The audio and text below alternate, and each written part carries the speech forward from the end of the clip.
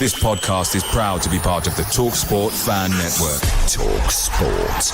Powered by fans.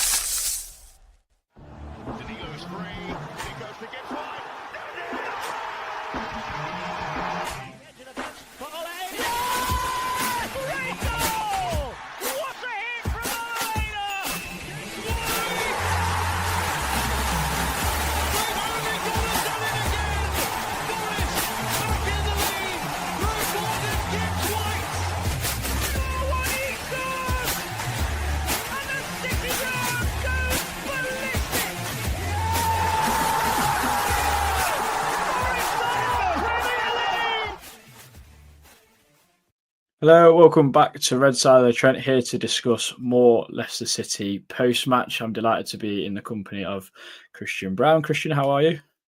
Yeah, not too bad, mate. Yourself? Yeah, good. Have you had like a bit of a day to digest the result, digest that we've actually got into Europe, because the disappointment of yesterday was evident, to say the least. How did you feel going out of the ground compared to how you feel right now? If anything, I was more angry this morning, if I'm being honest. In true fashion. Genuinely, I was more angry. It's like when it's sort of sunk in, it's exactly what we've thrown away. I honestly don't think until we're either paired with someone in the playoffs for the Conference League, or with Man City win Europa League, or we put a rabbit out of a hat for the next two games, we get Europa League, for example, and you see the group phase being drawn and we're in it. I honestly don't think until that point we won't, it can't be seen as anything other than disappointment, if I'm being perfectly honest. You might call that entitled, you can call it whatever you want. Expectations for a season change. You don't. The way I see it is, if you go, let's say you go 3-0 up in a game, for example, and you draw it 3-3, at full time, do you go, oh, it was good we went 3-0 up, weren't it? Or do you go, how have you thrown that away? That's ridiculous. You shouldn't be doing that.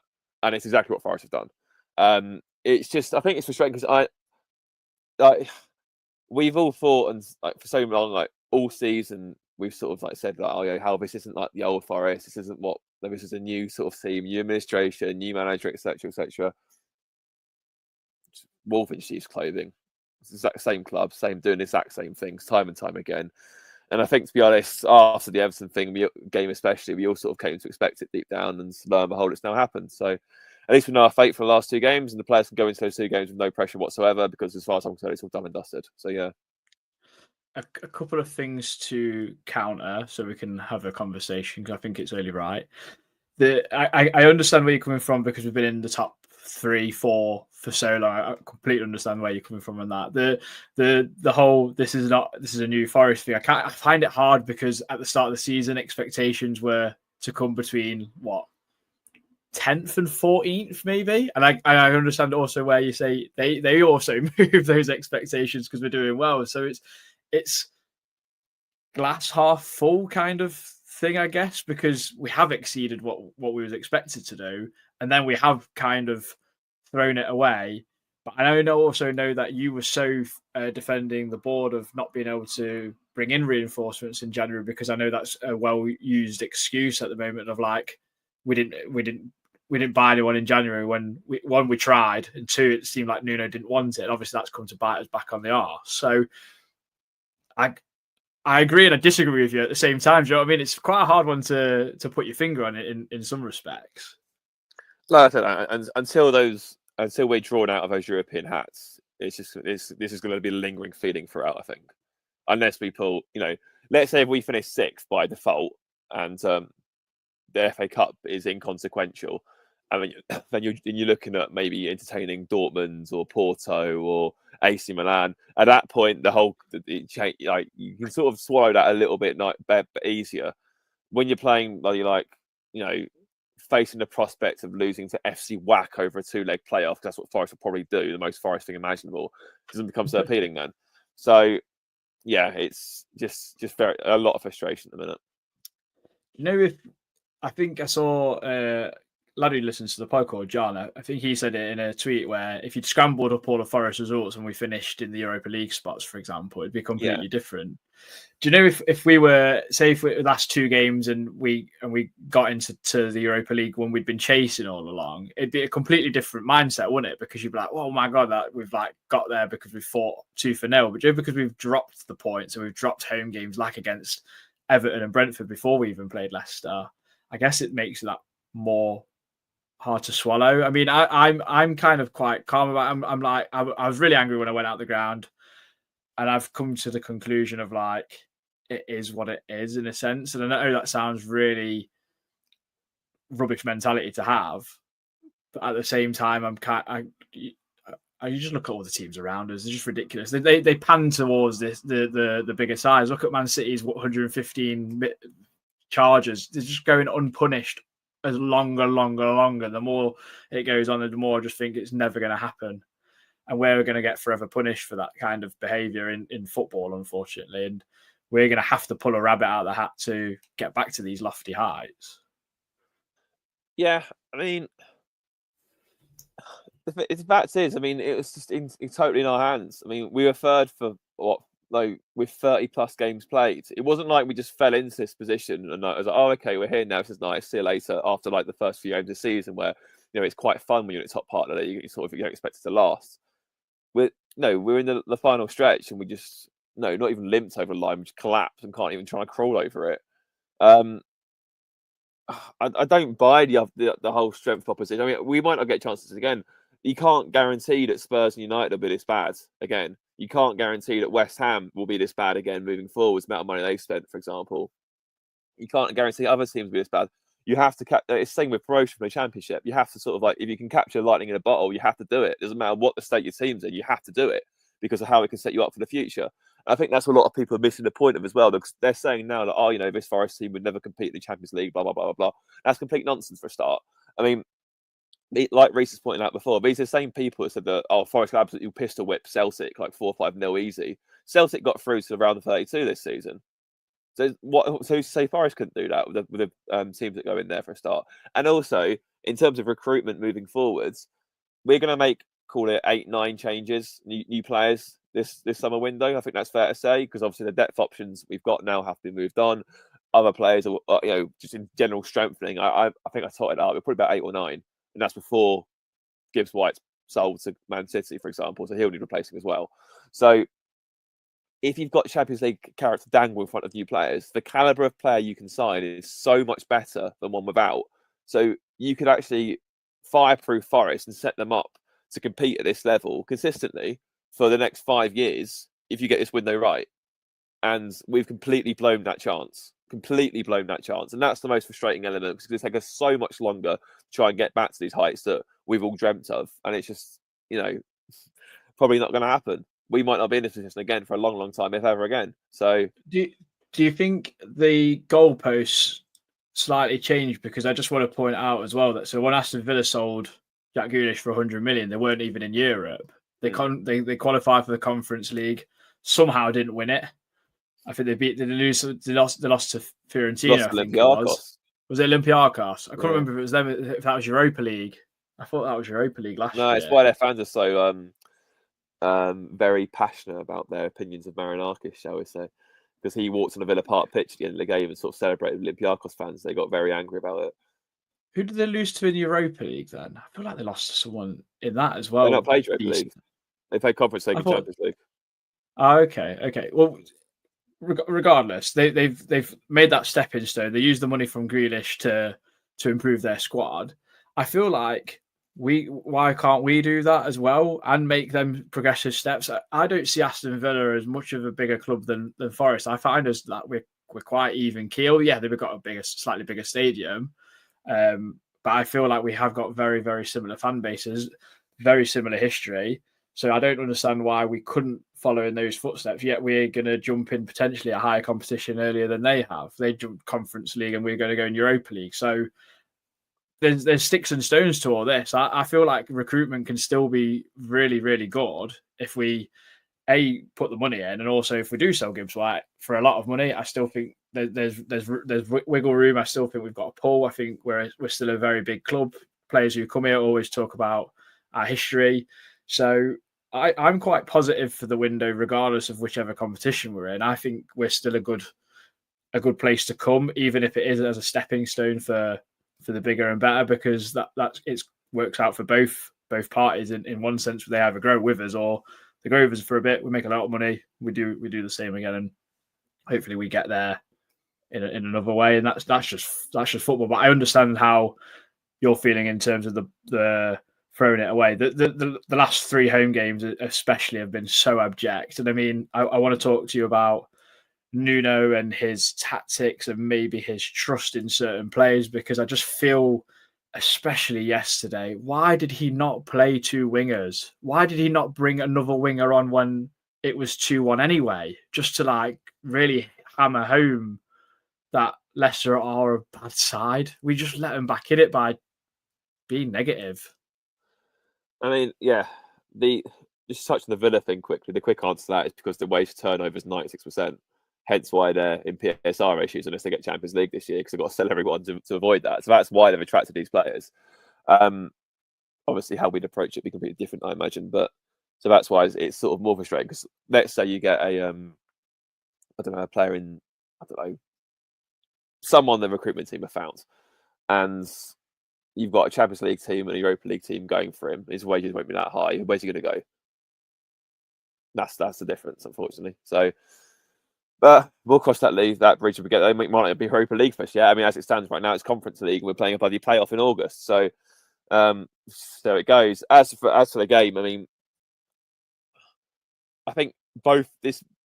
I don't want to sound too critical, but I mean, it's going to. Don't get me wrong. My head was on complete Mars after that game yesterday for the exact reasons you mentioned in terms of negativity and how we've thrown it away.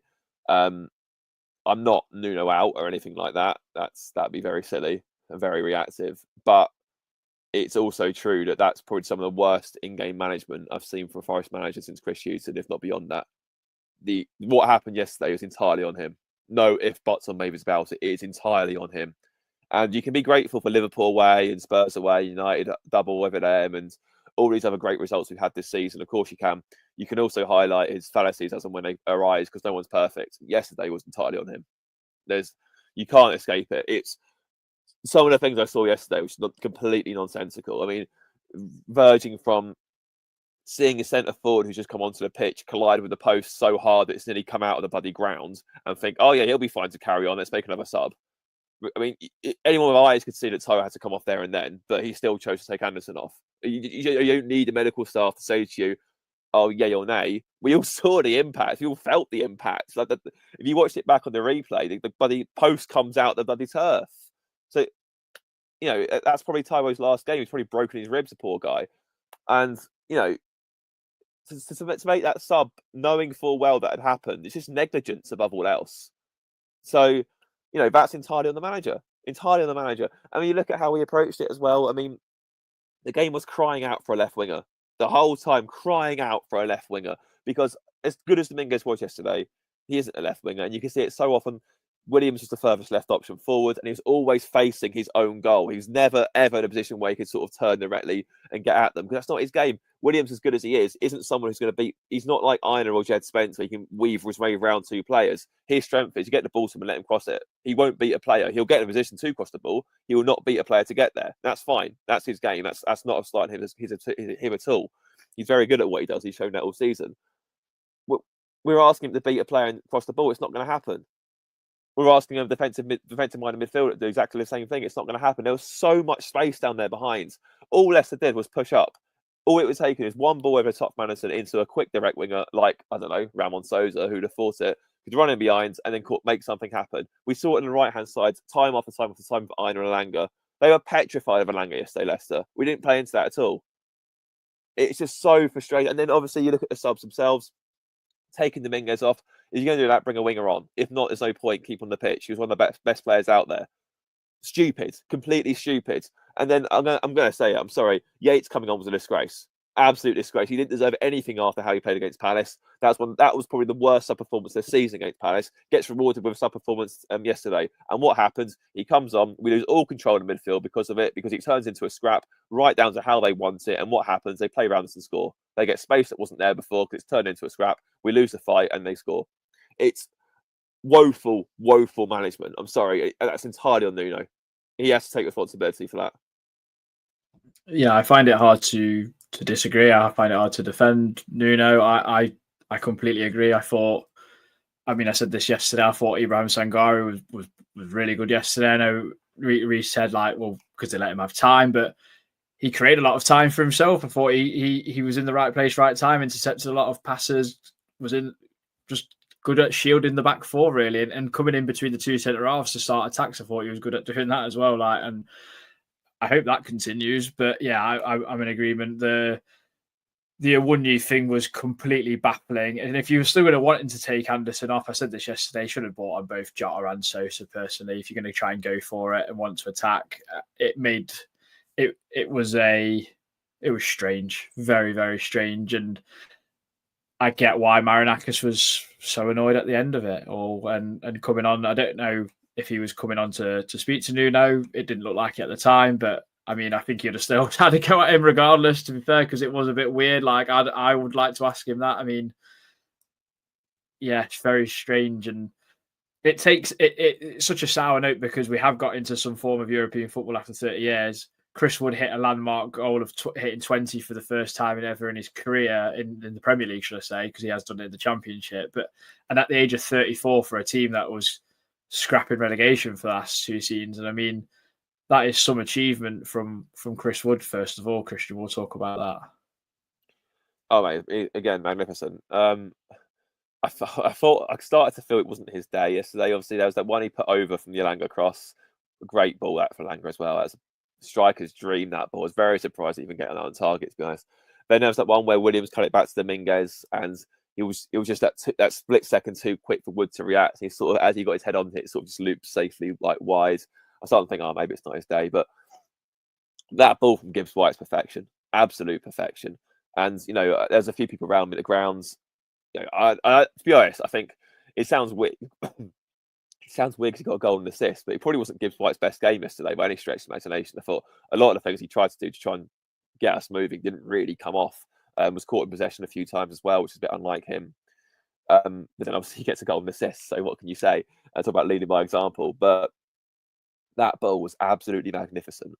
That was like, Beckham-esque cross that, De Bruyne-esque ball that, and the way Woods sort of steers it in is it's just ruthless finishing. Superb play, that goal, and it deserves so much more than just being one that meant nothing really in the end. It should have been a winning goal. It was that good. It's a phenomenal achievement for Woods. Obviously, it's his 100th Premier League goal contribution. It's 89 goals and 11 assists, I think it is. I really hope he gets to the 100 club and does it with Forest as well. Who knows, he might even do it next season. Or, he's got 2 years left with his deal for us. So he's got 2 years to score 11 league goals, hopefully. And I really hope he does it. He's been tremendous this year, Woods. He's been a player reborn. You look at Lewandowski across at Barcelona, for example. He's like approaching 40, he's still banging them in. So maybe Woody could do the same. Who knows? A bit different in quality there, to be honest. Yeah. A bit of an insult on Woods, but What did you make of the Marinakis things? I know in our group you had a very different outlook to the other guys. I didn't really say too much, to be honest, on it. I said more yesterday in terms of I don't mind him doing that. I know people scoff at that, but find me someone who cares as much as him. I know we used to quite like Fawaz being like active on Twitter, but he was like arguing with fans, wasn't he? Do you know what I mean? This is a complete different way of showing it, I find. Fawaz was a clown. There's no, I can gladly say that he was an absolute circus clown. And it makes me laugh at the same people as sort of like, put out by Marinakis actors are probably the same with their head in the sands when Fawaz was killing the club. So, swings and roundabouts, I guess. I have no issue with Marinakis doing that. No issue at all. As I've said before, if he was the owner of Spurs, for example, there's no way they'd have gone on a 20-year-long trophy drought, for example. We simply wouldn't have let it happen. He actually reminds me of in the fallout subsequent years. Remind me of it's something Michael Jordan said about on regards to The Last Dance. I think I've seen obviously a documentary on Netflix. Very very good. We recommend watching. And he sort of asked like, how do you think people describe you after watching this show? And he went, well, when people see this, they're going to say, he wasn't a nice guy. He might have even been a tyrant. But that's you. You've never won anything. And Marinakis has that exact same mentality, and it's shown in what he's achieved with Olympiacos. It's shown in what he's achieved in business, whatever else. He is a stone cold winner. No ifs, buts, or maybes about it. He will not tolerate what's happened. And when you see things like that, if you look at it from his perspective, he'll see it exactly the same as everything else. He'll see it as we've bottled it. No, he won't see it. I know, obviously, he put out a statement afterwards saying that it's their celebration and this, that, and the other because someone put 50p in a self-appointed Prime Minister of football and he went mental on Sky Sports, but. No, Marinakis will see this as a failure, and because we might not get this opportunity again or for a long, long time, and he'll be exactly the same as I am. When the dust settles, he'll be like, "Yeah, okay, fine. Actually, Europa League's pretty good, isn't it? If we get that." But for now, he's gonna be like, because of abysmal in-game management, we've blown a 2-1 lead against a diabolical team who'll probably be a mid-table championship side next year. How can you be pleased with that? Yeah, no, I agree. I don't want I want to ask this question, but I don't. But I'm going to ask it anyway because that's part of why we do this sort of thing. We want to create debate. We want to create conversation.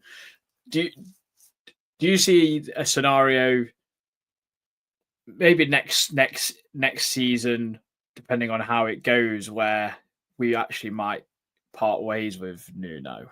Oh, 100%. 100%. No, that might sound cold, that might sound harsh, but it was Cole of Southampton that sacked Nigel Adkins and replaced him with Pochettino. That worked out well for them. You can't. Ultimately, players and managers come and go. The club remains. The fans remain.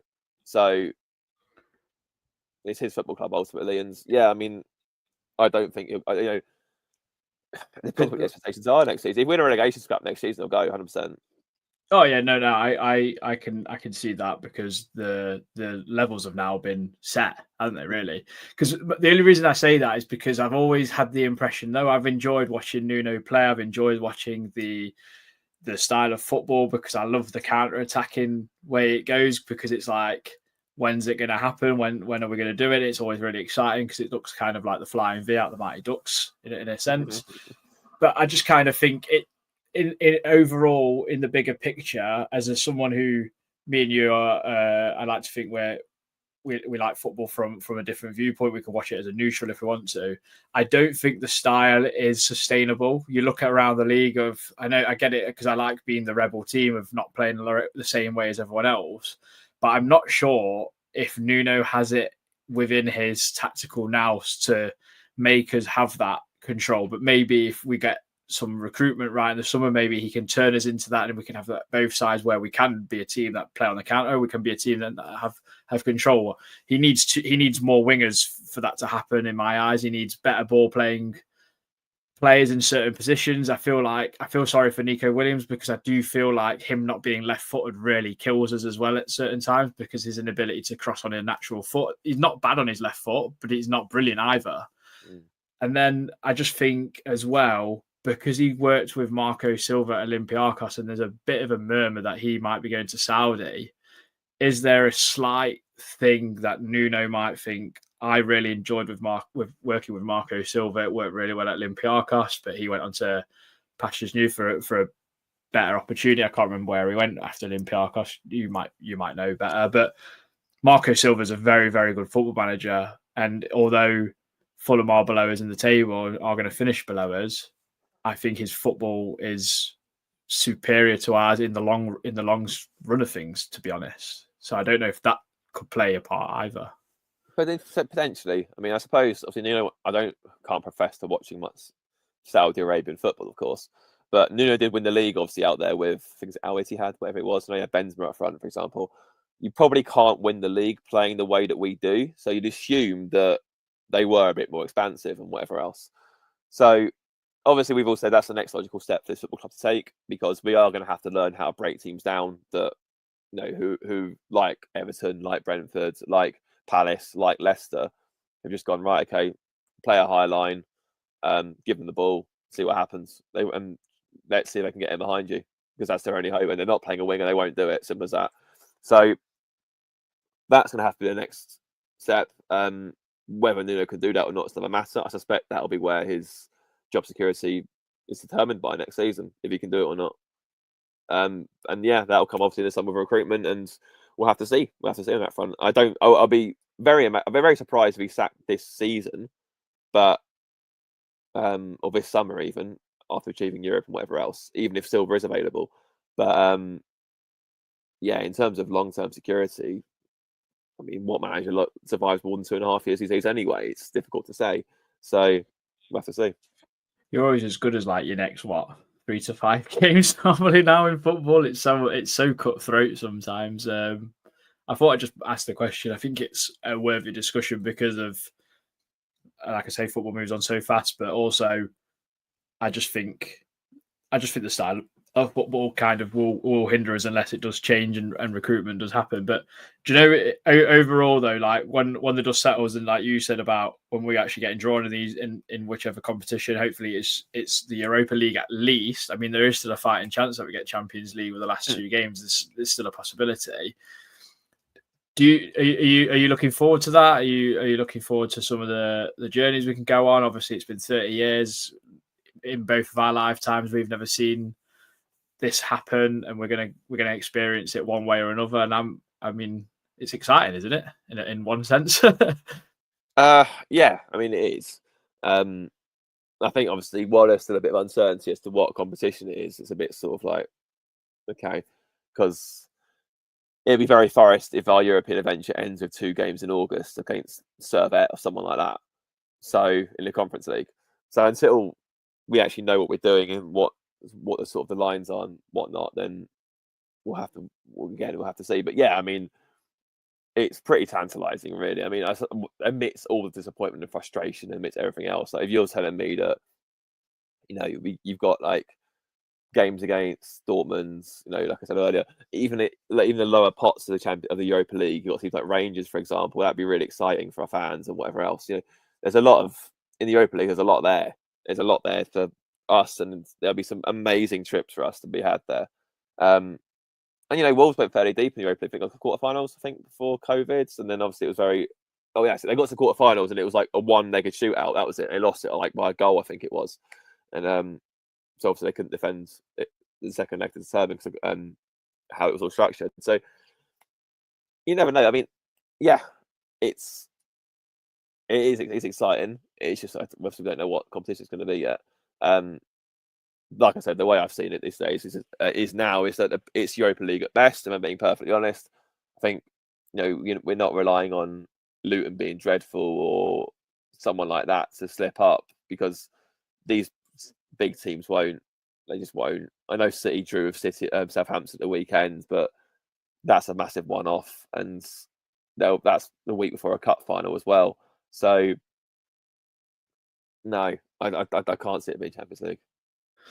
Yeah, well, that was going to be my next question. Obviously, we've got 2 games left. We're still a point behind Villa and Chelsea, I believe it is. So yeah, there's still that fighting chance. But we'll know on Friday night, because both Villa and Chelsea play Spurs and Man United. But judging from the weekend where they both lost to Palace and West Ham, I think about both at home as well, to be honest. I'm not holding my breath, personally. I struggle to see how either of them are going to get a result. And I think we can basically try and enjoy the last 2 games and yeah, just kind of we've got to celebrate it at some point, because it's still an unbelievable achievement at the end of the day. If you said at the start of the season, Christian, we're gonna get a Europa League spot or Conference League, would have been like, what are you smoking? Like, can I have some? Because it's still ridiculous. And I'm looking forward to the summer, because there's going to be so much happening. There always is with Forest. It's absolutely mental, isn't it? It's just the way it is. I can't see the likes of Awundi, Sosa and Jota being here next season. So I really can't. I mean, they're done, aren't they? Like, because we're not even trusting them. We're not even trusting Sosa and Jota, which I find baffling. the thing that gets me is that Nuno signed off on Jota and Sosa. Sorry, Sosa and Jota. He signed off on those players. So that's not a good indictment on him if he can't trust the players he signed. We had a debacle with Sosa for the entire summer, didn't we? Yeah, exactly. I think we've mentioned this on the pod about chasing him for so long.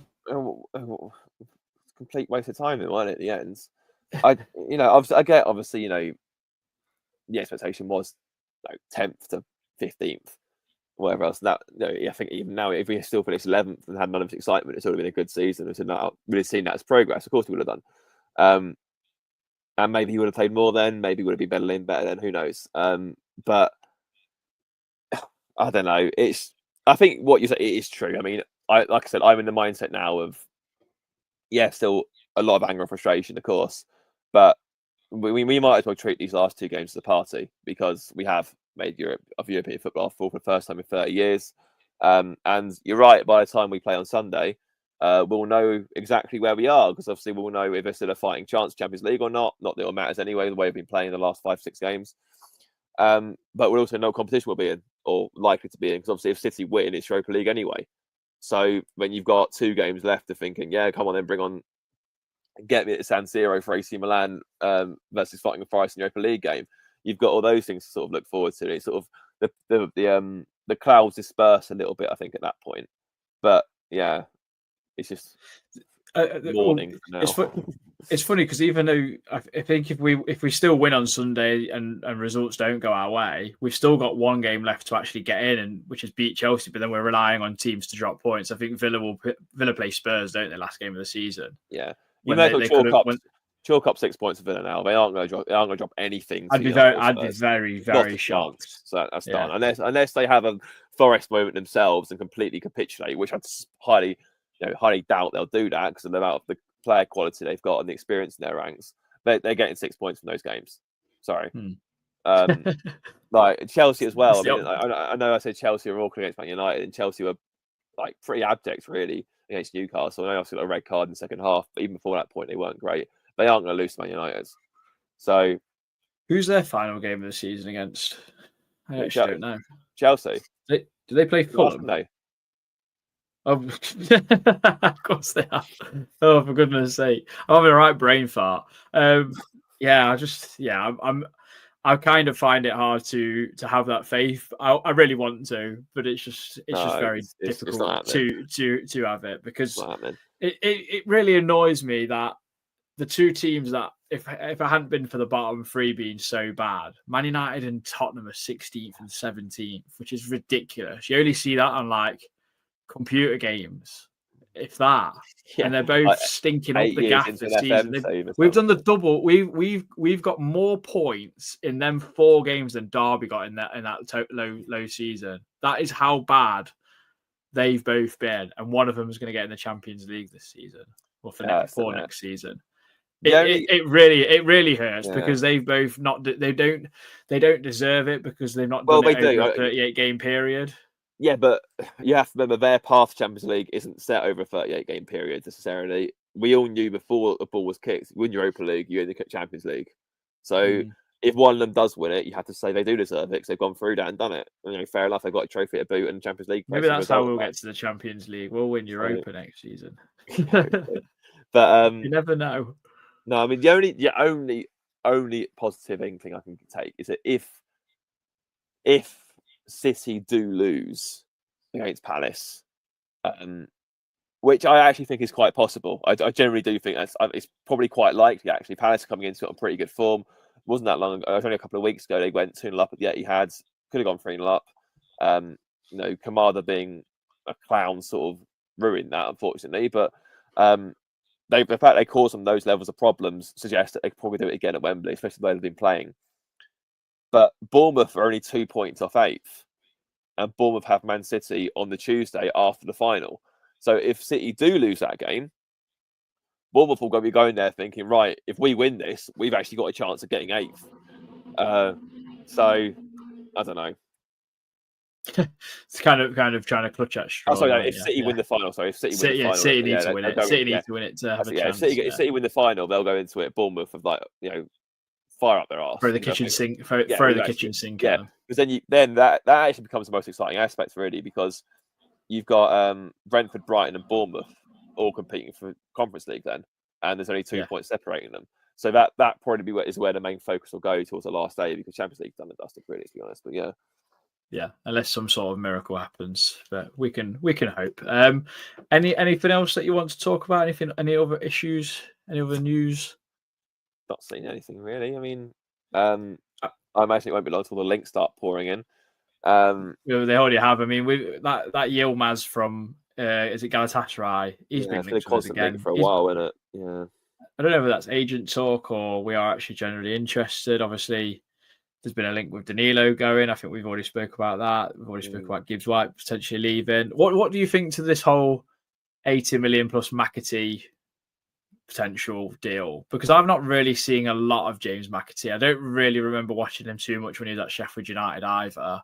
I kind of feel like Forest fans are really happy with it because he's a Man City player and he's just been the one that seems to have been thrown in. But he's been also linked to Bayern Leverkusen by the looks of it if they're going to lose Florian Wirtz to either Bayern or City as well.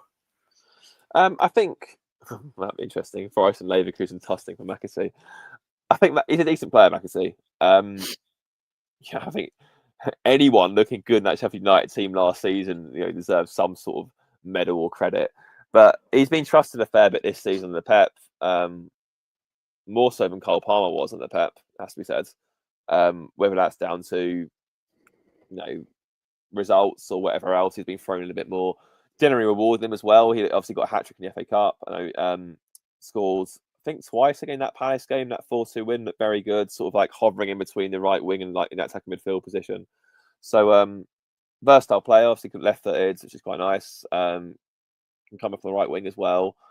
So yeah, there's a lot to like. I think he fits the model quite well. Young, high resale, a lot of potential. So yeah, I mean, I wouldn't turn my nose up at that if that's to be the case. But yeah, it's difficult in it because I mean, can he replace Gibbs White? Very, very difficult question. I guess we'll have to find out, I suppose, don't we? Yeah, difficult, very difficult. I mean, has there been anyone that we've been linked with in the news that's kind of caught your eye and gone, I wouldn't mind if we really pushed hard for them? There was one this morning. It's a very strenuous link. It's with Ait Nouri at Wolves at the left back. That would be a monster signing if we got Ait Nouri. I don't see that happening purely because of how good Wolves has been, but that would be huge. I've also seen us linked with Eze, which I mean, I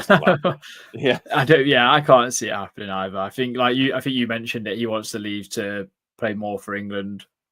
Probably wants to play in the Champions League or some form of Europe anyway. I don't know who he would really go to be honest. Maybe Arsenal would be a shout, to be honest. I mean, if Palace win the FA Cup, it maybe stays.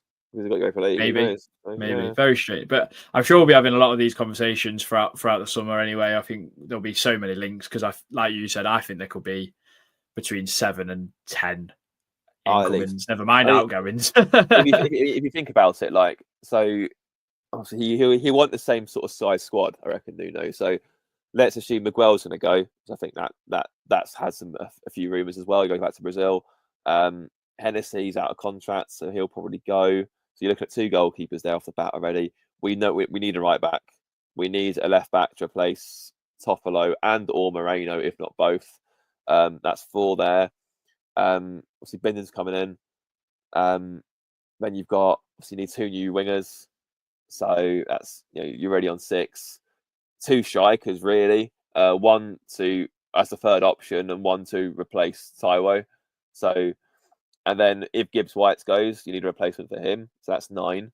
You probably need a backup for him. We haven't actually got a backup attacking midfielder. We had Anderson for that, but he moved into midfield. Then that's before outgoings. That's before Danilo goes, if he goes at all. Or any other restructural changes that we get. It could be a very busy window, put it that way. I wouldn't be surprised if we signed 10, 11 players this summer. Yeah, because I think you've got like Bolly will be leaving. Yeah. Toffolo. Moreno, you've already mentioned. Yeah, there's a few, I think. And then, like, if you're going to get rid of Jota and Sosa, I think... And Taiwo, yeah.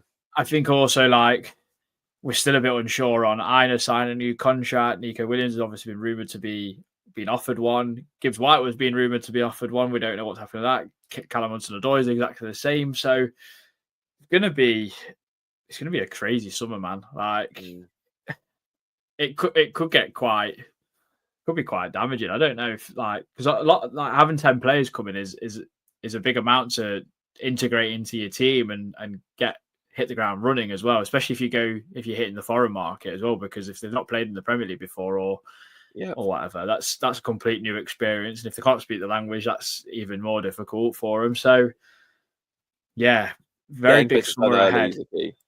Yeah. If we can get, say, if we start pre-season with, say, 4 or 5 new players, they'll be fine. Because the rest can sort of filter in a bit more gradually, and it's not too bad. And obviously, with, let's just say we do get Europa League or Conference League, whatever else, and we qualify, we get through the playoffs, you have that extra element to sort of bed them in with those games, the extra rotation. So you can get them up to speed fairly quickly. But yeah, I'd say, given the expected levels of turnover, I think that we need to get a few in early. Yeah, I think the striker one is a big one as well, because I feel like one of them strikers has to be someone that will take the mantelpiece off Wood either this season or next season, but someone who will push him and rotate with him, because you can't rely on a 34, 35-year-old to play 50, 60 games next season. It's just not feasible. It's not been look at what we've been doing this season. We've not even played crazy amounts this season. We've just played a lot of extra time, and you can see how much it's killing the team, like in terms of like fitness and fatigue and injuries now. But they're on their backs nearly every game. But yeah, and I know the heat was a big factor yesterday, but yeah. we said this several times in the last couple of weeks, especially. We've said that if we do get into possession and blow it, it'll be because he hasn't trusted his squads, and that's exactly what's happened. So again, that's something with the manager. Of course. If there's nothing else to say, we'll end it here, Christian. Absolutely fine, yeah.